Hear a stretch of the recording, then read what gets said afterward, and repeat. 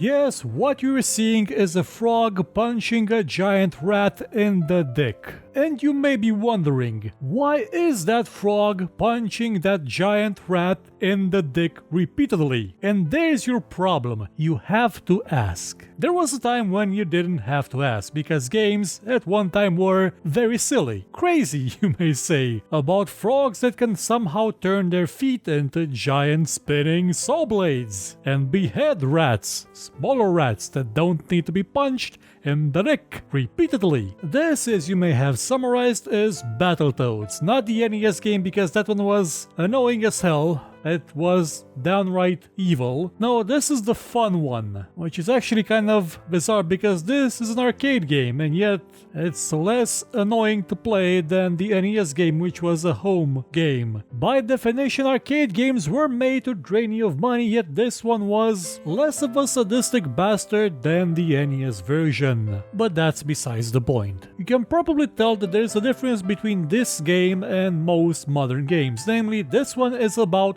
frogs, several of them fighting in outer space with rats, pigs, robo-rats, and giant snakes. Also, reindeer and, well, snowmen. Could you imagine this game being made today? Well, yeah, you could, from an indie studio, from a really small branch of a large company that basically existed only because it had someone very talented with some pull within the company, like, well, the Rayman series had up until the creator left Ubisoft. There really aren't that many examples of games that are just downright bonkers crazy that are being released by major companies, and you probably wonder why. Well, I wondered why for a while, and then realized the reasons are quite stupid, and I mean it. They are utterly stupid. Very stupid reasons that led to today us having basically either games that are made to look like some sort of modern military shooter type thing that's all about her and haha and America and stuff like that, or pixel art crap that's just the same thing regurgitated over and over again because Minecraft was popular and so was some other game, maybe Terraria or some 2D pixel sprite. Okay, pixels are easy to draw. Devs are lazy, incredibly lazy. They will get away with shit like that constantly instead of actually making interesting things,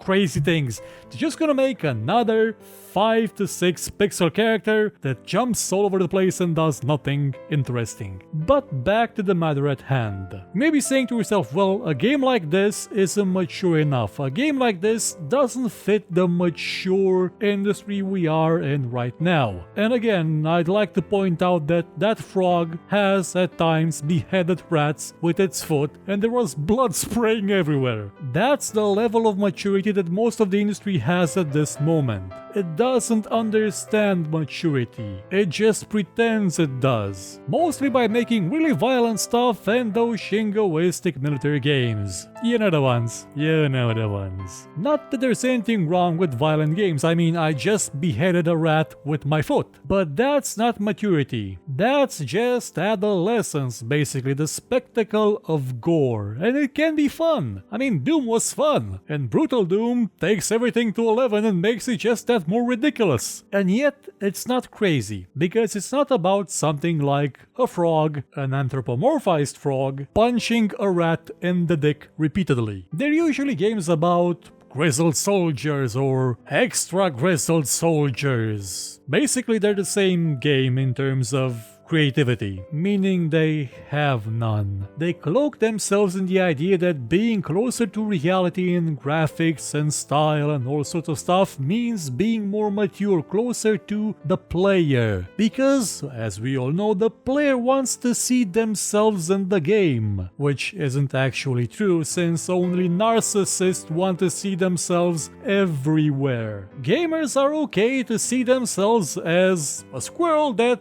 fights a giant piece of poo, because games are crazy like that. They're interesting. They make you look at something and go, wow, that's the dumbest thing I've ever seen in my life. I want to play that. I want to do that in the game, not in reality, because actual poo doesn't sing. If your poo sings, go see a doctor, actually go see an exorcist, and then maybe try to get it a recording contract or something, because it could probably do quite well for itself in the current musical environment. Probably one of the few big companies that still pumps out stuff that can be qualified as crazy at the moment is Nintendo. And yet not even the stuff that Nintendo has been pumping out in recent years has been all that crazy, because it's been the same flavor of crazy for the past, well, 30 years. Crazy is crazy when you do it once, maybe twice, not for 3 decades. And yet I still applaud Nintendo for sticking with it, for sticking with that bloated, murderous, racist, xenophobic plumber, though at one time he was pretending to be a doctor, regardless of the way the industry is heading. Though they probably do it because Mario is still generating a lot of money. Sega tried to modernize Sonic, and it didn't go that well. I mean, at one time I think they actually gave him Uzis. But still, it's a crazy concept. I mean, it's a hedgehog with Uzis. You can respect that. What you can't respect is basically turning everything into a war game. And it all happened right about when the PlayStation 1 era ended. Because the PlayStation 1 era had a lot of crazy games. I mean, there was stuff like Crash Bandicoot. What the hell is a Crash Bandicoot? I don't even know, but it sounds zany. There were racing games where the cars weren't actually cars, but some sort of mechanized animals on wheels, not just another Honda Civic, like you get in most modern games. There were all sorts of crazy ideas by the end of the 90s. I mean, that's the age when you had Monkey Island, Day of the Tentacle, Pac-Man.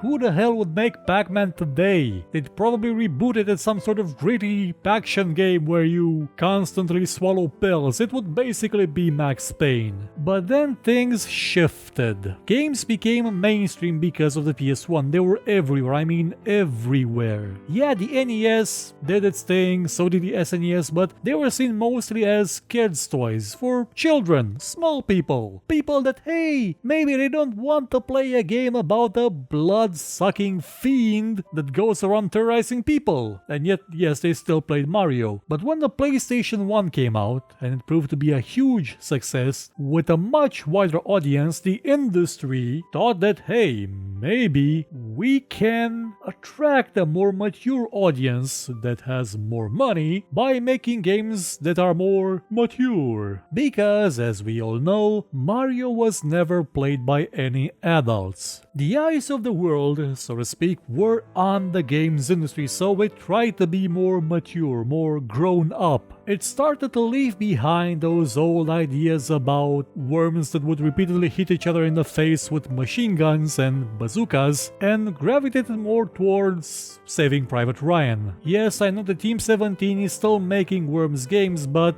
the idea of something as crazy as the Worms isn't that common in the industry, and well, they've been making the exact same game for 20 years. How about you make one about groundhogs? You know, turn up the crazy a bit some more, not just recycle it until it's not that crazy. But back to the main idea, because the industry had so much attention, it started to behave like, well, most people of a certain age behave when they're in a group of people. Now, in their minds, they're not an adult. They don't think like an adult. No one does. But when you're in a group, you think to yourself, I'm expected to act like an adult. If I don't act like one, they'll think I'm some weirdo and exclude me from the group. And that's sort of what happened with the games industry. It started to act adult, even though it wasn't, still isn't, and no one wants it to be. We want our games about punching rats in the dick with a frog, and about singing poo, because they were crazy, they were creative, they showed you something that was bonkers, entertainment just through style, not just another military shooter. Oh, you're gonna set it in space now, wow, woohoo! Is it still gonna be crap? Probably yes. Now, I'm not against the idea of military shooters if it's done right.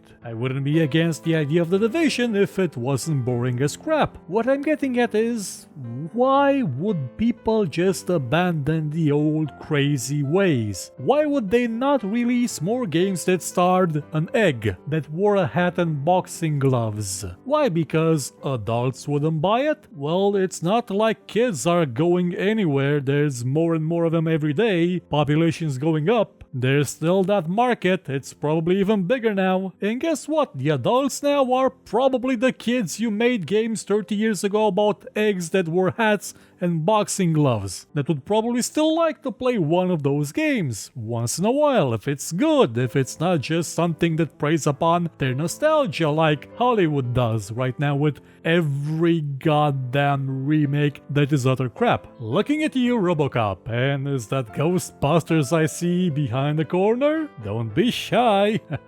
What I'm getting at is that there aren't enough crazy games on the market. There aren't enough games that are just bonkers. I mean, take something like Anachronox. That was a game where one character was a planet. And I don't mean the size of a planet, no, it was a planet. And a superhero. The little talking robot was basically one of the more normal aspects of that game. A very creative game. One that was insane, crazy. One that probably wouldn't be made today because who does it appeal to? Does it appeal to the frat boy Xbox crowd? The one that even the creator of BioShock wanted to cater to by placing on the cover of BioShock Infinite a generic dude with a shotgun instead of, I don't know, a giant floating city in the sky. And that's because the industry is kind of ashamed of the crazy. Yeah, that crazy that made it what it is, that made it so much money, it's ashamed of it now. It's not mature. It's not adult enough. Though when it comes to actually tackling adult subjects, most studios fall flat on their ass. And for the most part, I'm talking about studios from Europe, studios from the United States, Canada, and so forth, because, well, Japanese studios seem to still have that crazy factor. You just have to look at something like Bayonetta. Good lord, that game's insane and glorious because of it. And as soon as rat, you fought an enemy that was bigger than the planet you were on. Again, insanity. It's fantastic. It can create marvelous things. And not just another goddamn military shooter. Up until about a year ago, I didn't have much hope that the crazy would come back at any point in any sort of real measure. But now we have VR. And yeah, well, some people would accept that, hey, in VR I can play this military shooter. Most people would think, hey, you know what? Military shooters are kind of in VR. How about I play something that's so bonkers mad that it basically replaces any need to ever do drugs? That's what I'm hoping for. Creativity, craziness. And well, one game for the Oculus Rift is one about a squirrel that jumps around and smacks things in the head with its tail. It may not seem like much, but it's a game about a little fox that jumps around hitting things with its tail. It's nice. It's interesting. It's not a military shooter or Minecraft. And I'm hoping that more creative stuff, more crazy stuff will show up in the next couple of years.